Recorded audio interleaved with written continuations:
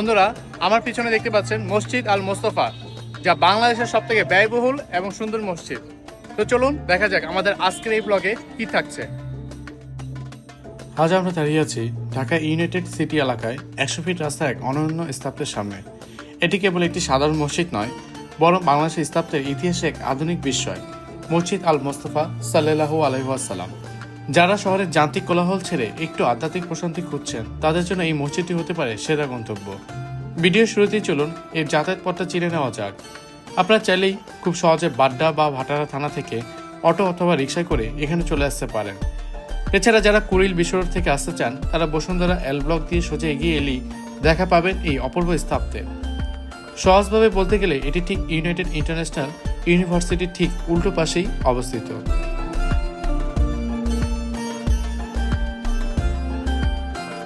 এই মসজিদের প্রধান আকর্ষণ হলো এর রাজকীয় ডিজাইন।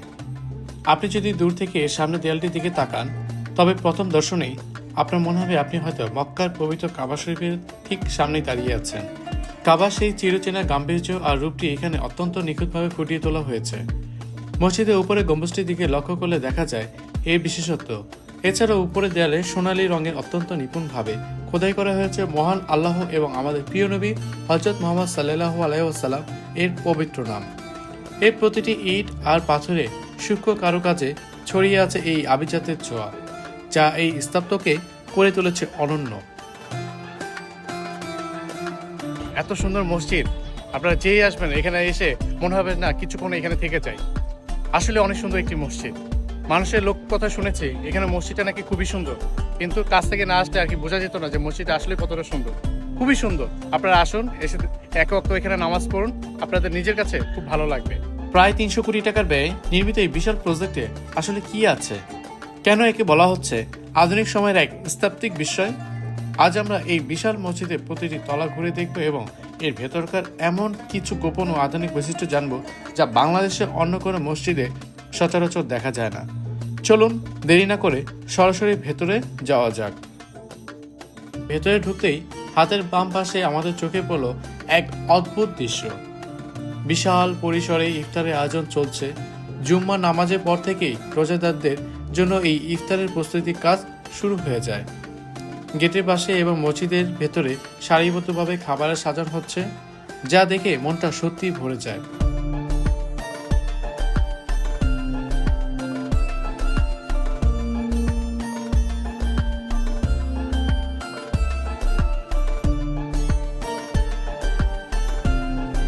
আমরা ডান পাশে গেট দিয়ে ঢুকে সরাসরি অজুখানায় চলে আসলাম।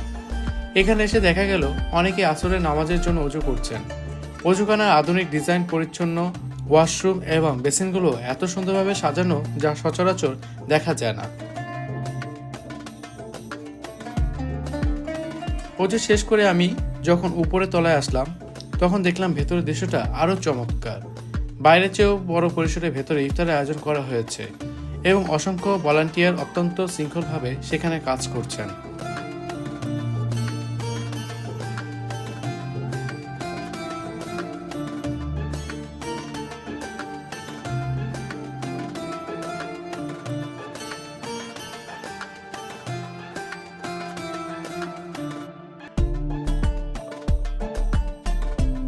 এখন আমরা চলে আসি মসজিদের একদম মূল অংশে, যেখানে ইমাম সাহেব নামাজ পড়ান।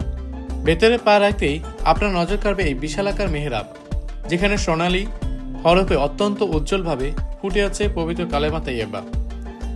এই মসজিদের সবচেয়ে বড় প্রকৌশলী বিষয় হলো এই প্রাকৃতিক আলো বাতাসের চলাচল ব্যবস্থা।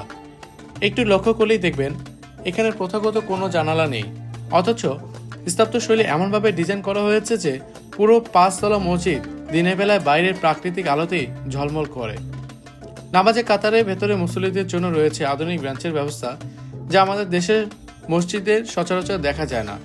এর ফলে বয়স্ক বা ক্লান্ত কেউ চাইলে অনায়াসে এখানে বসে বিশ্রাম নিতে পারেন বা নামাজ আদায়ও করতে পারেন। নামাজের সময় এবং জামাতের নিয়মিত সূচি দেখার জন্য এখানে 2টি বড় ডিজিটাল ঘড়ি বসানো হয়েছে, যা অনেক দূর থেকে স্পষ্টভাবে দেখা যায়।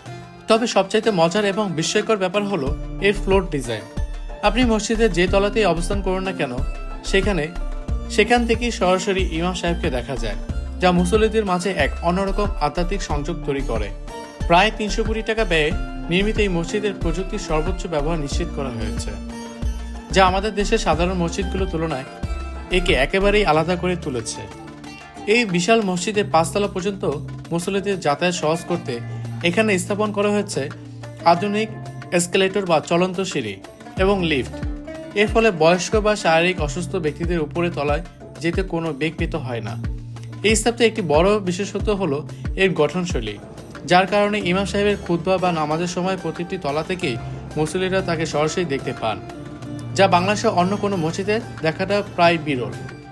এছাড়া গরমের দিনে স্বস্তি দিতে এখানে ব্যবহার করা হয়েছে বড় বড় শক্তিশালী ফ্যান এবং অত্যন্ত উন্নত মানের সাউন্ড সিস্টেম। এর ফলে 11,000 মুসল্লি একসাথে যখন নামাজে দাঁড়ান তখন তারা ইমাম সাহেবের তিলাওয়াত এবং খুতবা খুব স্পষ্ট ও স্বচ্ছভাবে শুনতে পান। আধুনিক এই সুযোগ সুবিধাগুলো ইবাদতের পরিবেশে এনে দিয়েছে এক নতুন মাত্রা। মসজিদ আল মোস্তফা এর আন্ডারগ্রাউন্ড বা মাটির নিচের তলায় রয়েছে এক বিশাল কার পার্কিং এবং অত্যন্ত আধুনিক অজুখানা। এছাড়া মা বোনদের জন্য এখানে রয়েছে সম্পূর্ণ আলাদা এবং সব ধরনের সুযোগ সুবিধা সম্মিলিত আধুনিক নামাজের স্থান। মসজিদের আরেকটি অত্যন্ত গুরুত্বপূর্ণ এবং প্রয়োজনীয় অংশ হলো এর জানাজা কক্ষ। এখানে অ্যাম্বুলেন্স আসার জন্য বিশেষ র্যাম্প বা রাস্তার ব্যবস্থা রাখা হয়েছে, যাতে লাশের গাড়ি সরাসরি ভেতরে প্রবেশ করতে পারে। নামাজ শেষে আপনি যখন মসজিদের বাইরে আসবেন, বাইরের শান্ত স্নিগ্ধ পরিবেশে আপনাকে মুহূর্তে মুগ্ধ করে দেবে। মসজিদের চারপাশ ঘিরে তৈরি হয়েছে কৃত্রিম লেক এবং তার ধার ঘেঁষে লাগানো হয়েছে সারিবদ্ধ খেজুর গাছ, যা আপনাকে মরুভূমির কোনো মসজিদে আবহাওয়া মনে করিয়ে দেবে। আসরের নামাজ শেষ হতেই মসজিদের আঙ্গিনায় দেখা গেল এক ব্যস্ত অথচ সুশৃঙ্খল দৃশ্য। একদিকে পরম যত্নে সাজানো হচ্ছে ইফতারের থালা, আর অন্যদিকে দূর দূরান্ত থেকে আসা রোজাদার মুসল্লিদের সারিবদ্ধভাবে বসানো হচ্ছে। এই যে একসাথে বসে ইফতারের অপেক্ষা, এই ভ্রাতৃত্ববোধ আর ত্যাগের মহিমা যেন মসজিদের পরিবেশকে আরও পবিত্র করে তুলেছে।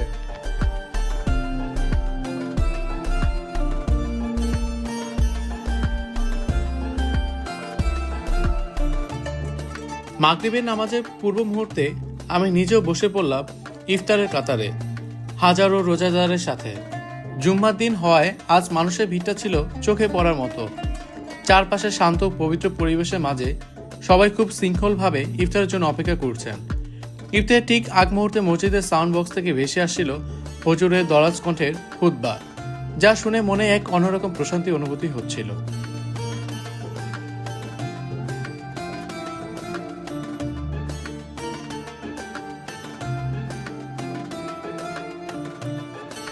এরপর সম্মিলিত মোনাজাত শেষে যখন আজানের ধ্বনি কানে এলো, তখন আমরা সবাই একসাথে ইফতার শুরু করলাম।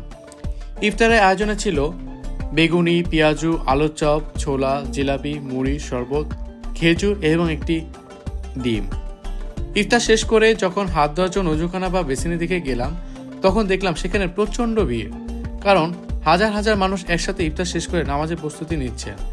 সেই ভিড়ের মধ্যেই হাত ধুয়ে যখন বের হলাম, তখন মনে হলো এমন একটি সুন্দর আয়োজনে অংশ হতে পেরে আজকের দিনটি সত্যিই সার্থক।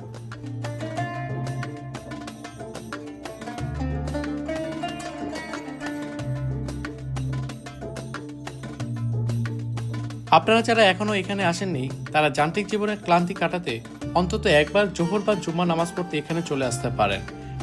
মসজিদ আল মোস্তফা নিয়ে করা আজকের এই বিস্তারিত ব্লগটি আপনাদের কেমন লাগলো তা অবশ্যই কমেন্টে জানাবেন। ভালো লাগলে ভিডিওটি শেয়ার করে অন্যদেরও দেখার সুযোগ করে দিন। আজ এখানেই বিদায় নিচ্ছি, দেখা হবে অন্য কোনো ভিডিওতে। আল্লাহ হাফেজ।